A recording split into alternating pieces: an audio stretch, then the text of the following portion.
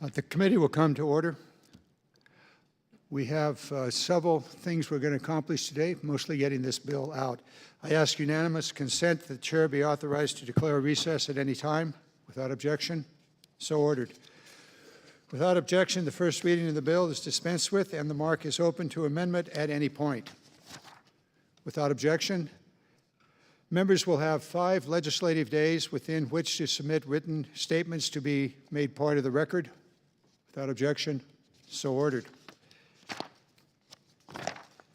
This morning we meet to mark up H.R. 7900, the National Defense Authorization Act for the fiscal year of 2023. I'm proud to say that the Readiness Mark is once again a product of bipartisan engagement from all members of the subcommittee. It's been informed by the past 6 months of oversight events covering a wide range of topics that are vital to the readiness of our forces. Noting that this is Ranking Member Waltz's first markup in the ranking member role, I'd like to thank him for his partnership on the subcommittee's work, as well as from members from both sides of the aisle, and of course, the former ranking member who decided to move on to the Strat subcommittee. Both sides. Finally, I'd like to thank the committee's staff for their countless hours of work preparing this mark. And in doing that, I want to shout out their names.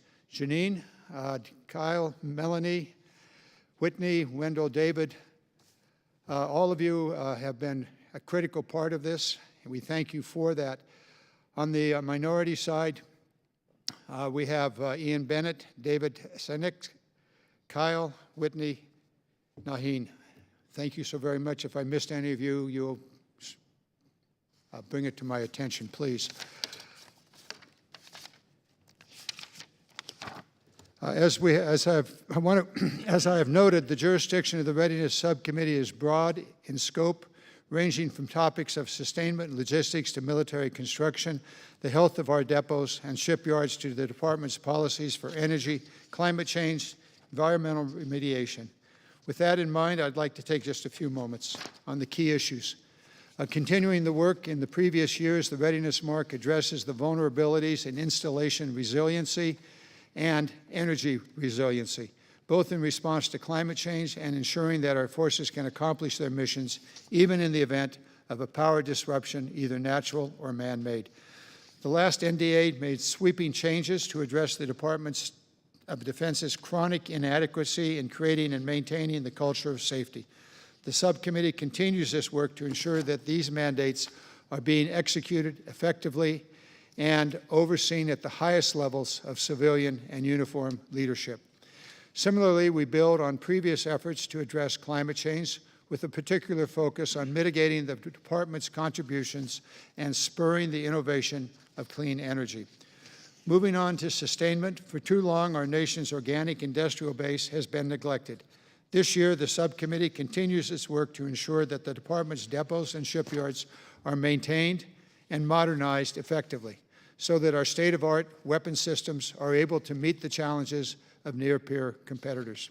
Finally, people are our greatest assets, and we continue our work to ensure that our civilians, service members, and their families are well taken care of. I think the mark before the committee is a good product, reflecting the bipartisan nature of this subcommittee's work, and I encourage my colleagues to support its adoption. Now, I will recognize Mr. Waltz, the ranking member of the subcommittee, for any opening comments he would like to make. Yeah, thank you, Chairman.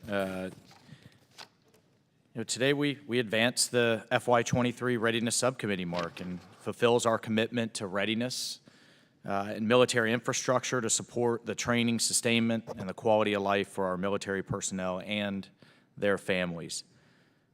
As you've heard me say, Chairman, I think we have a real teachable moment around the world with Russia's aggression in the Ukraine and, frankly, their failings.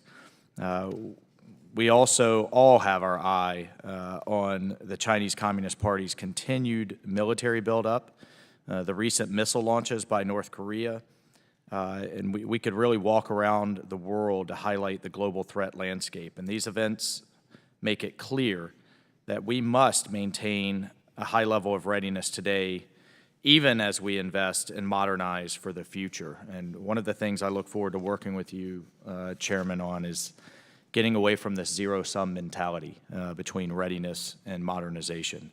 Over the past several months, this subcommittee has hosted a number of good events focused on many of the core readiness concerns within the committee's jurisdiction. I have tried to be clear in these hearings that I am a strong advocate for increased investment in our readiness accounts and for a higher top line overall. I do have to say I remain greatly concerned about the effect of inflation. That was validated by a recent trip I made out to the Pacific on DoD's buying power, especially as it impacts military construction. There is no doubt, in my mind at least, that the administration has failed to account for actual inflation, and it has left us treading water at best. I look forward to continuing this conversation, working together to address these issues as we approach full committee markup. Today, though, I would like to echo your comments, Mr. Chairman, about the bipartisanship that has driven this process this far. And I'd also like to thank your staff for working tirelessly the past several months. Finally, I want to thank the members for their active participation and contributions. The MARC draws strongly from member input, as well as from our Readiness Subcommittee hearings and briefings over the past year. The provisions contained in the MARC reflect the focus and do make progress on resiliency, that we can better protect our installations, our assets, and our people, on our efforts to ensure weapons systems are ready. There's a readiness issue with our actual weapons systems to make sure that they're sustainable and affordable. Support, as you mentioned, for our aging depot infrastructure.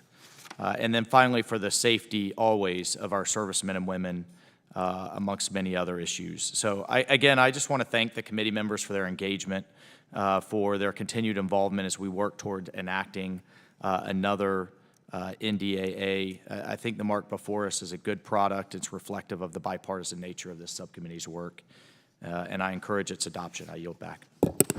Thank you, Mr. Walsh. It's been a pleasure working with you as you've taken over the ranking member role and previously with Mr. Lamborn. Now, with that, we will now proceed to mark up H.R. 7900, the National Defense Authorization Act for fiscal year 2023.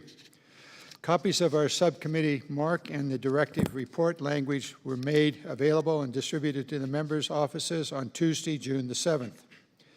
Is there any discussion or questions on the subcommittee mark?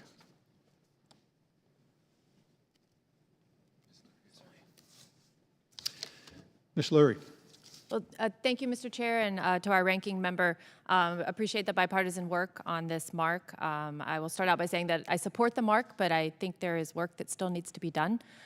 We should have seen a 3 to 5% real increase above inflation in this budget. That's not what we received, and I know that the committee will work together to increase the top line and provide those additional resources that we need towards readiness and other areas of the bill. So thank you for allowing me to speak at this markup, and I would like to reiterate that I think we need to see more and hope that we will be able to accomplish that in the full committee mark.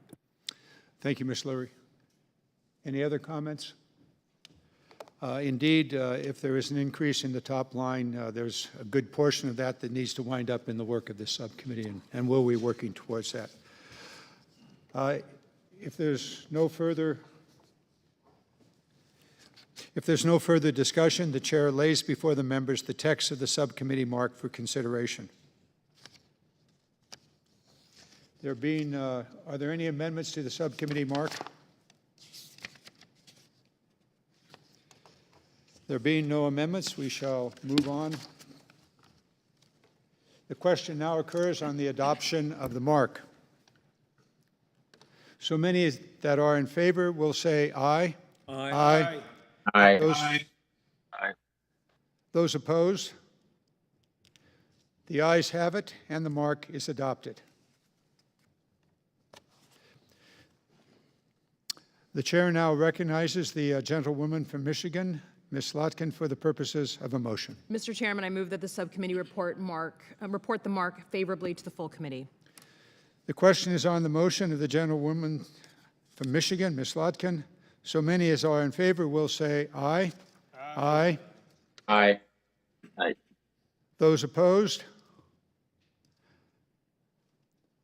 The quorum being present, the ayes have it, and the motion is adopted. Without objection, a motion to reconsider is laid upon the table. I now ask unanimous consent that the staff be authorized to make necessary conforming technical and clerical changes and to remove from the mark provisions that would cause the mark to be referred to other committees or would result in additional directed spending. Without objection, so ordered. There being no further legislative business before the subcommittee, this meeting is adjourned.